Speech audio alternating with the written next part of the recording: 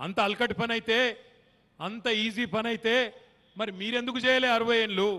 ఎందుకు చాతగాలే అన్నాడు. ఇవాళ ఒక్కొక్కడు మాట్లాడితే గమ్మత్ అనిపిస్తుంది. కాంగ్రెసోడు ఒక ఆయన ఉన్నాడు, కోమటిరెడ్డి వెంకటరెడ్డి అని ఎంపీ.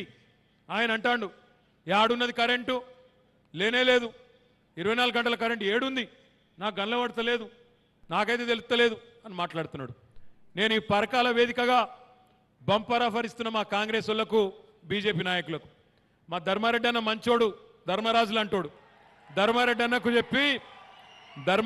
చెప్పి కాంగ్రెస్ నాయకులారా, బీజేపీ నాయకులారా, ఒక 100 బస్సులు పెట్టిపిస్తా, 50 బస్సులు పెట్టిపిస్తా.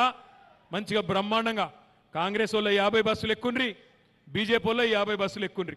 రేవంత్ రెడ్డి, కిషన్ రెడ్డి, వెంకటరెడ్డి, ఇంకెవరో ఉన్నారో పెద్ద పెద్ద నాయకులు అందరూ మంచిగా ఎక్కుండ్రి. బిర్యానీ కూడా మేమే పెడతాం బస్సులలో, ఏం బాధపడకుండ్రి. రాండ్రి, మీరు పరకాల నియోజకవర్గం రాండ్రి. ఏ ఊరికి పోతారో మీ ఇష్టం, ఏ టైంకి పోతారో మీ ఇష్టం, మీరే డిసైడ్ చేసుకోండి. వచ్చి మంచిగా వరుసగా లైన్ కట్టుండ్రి. అటు 500 మంది, ఇటు 500 మంది లైన్ కట్టి బ్రహ్మాండంగా కరెంటు వైర్ గట్టిగా పట్టుకొని నిలబడరు, బిగబట్టుకొని కరెంటు వైర్ పట్టుకోండి. కరెంటు వస్తుందో వస్తలేదో మీకే ఎరకవుతుంది.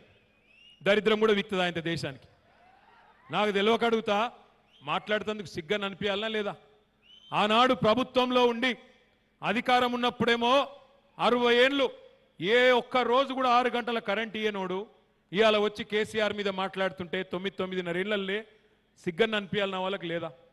ఆనాడు తాగునీరు ఇయ్యనోడు ఇవాళ మొసలి కన్నీరు గారుస్తుంటే కొద్దిగానన్నా మనకన్నా సిగ్గుండాలన్న వాళ్ళ మాటలు నెత్తందుకు కొద్దిగానే నిజత అనిపించన్నా? నాకు తెలియక అడుగుతున్నా మా ఆడబిడ్డల్ని. 60 ఏళ్ళు ఆగం చేసినోడు మళ్ళొచ్చి ఇవాళ పెద్ద పెద్ద లంబా చౌడ మాటలు చెప్తే నమ్ముదామా? ఒక్కసారి ఆలోచించండి. 200 పెన్షన్ దాటి ఇయ్యనోడు 60 ఏళ్లలో ఇవాళ 4,000 ఇస్తా, 40,000 ఇస్తా అంటే నమ్మి ఆగమైదామా? అమ్మకు అన్నం పెట్టనోడు చిన్నమ్మకు బంగారు గాజులు చేయిస్తాడా? 60 ఏళ్ళ అధికారంలో ఉన్నప్పుడు 200 ఇయ్యనోడు ఇవాళ 4,000 ఇస్తా, 40,000 ఇస్తా అంటే నమ్ముదామా? కూట్ల రాయి తీయలేనోడు ఎట్ల రాయి తీస్తాడా?